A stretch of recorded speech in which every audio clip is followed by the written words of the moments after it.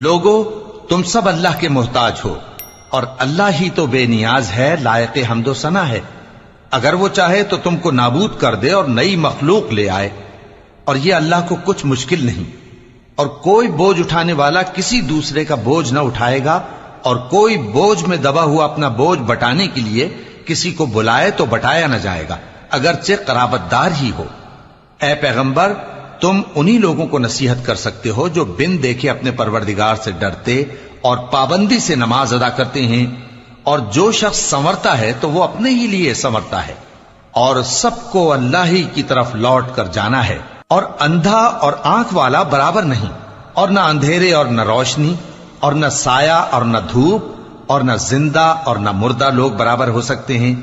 اللہ جس کو چاہتا ہے سنا دیتا ہے، اور تم ان کو جو قبروں میں ہیں سنا نہیں سکتے۔ تم تو صرف خبردار کرنے والے ہو، ہم نے تم کو حق کے ساتھ خوشخبری سنانے والا اور ڈرانے والا بنا کر بھیجا ہے، اور کوئی امت ایسی نہیں جس میں کوئی خبردار کرنے والا نہ گزرا ہو۔ اور اے نبی، اگر یہ تمہاری تکذیب کریں تو جو لوگ ان سے پہلے تھے وہ بھی تکذیب کر چکے ہیں۔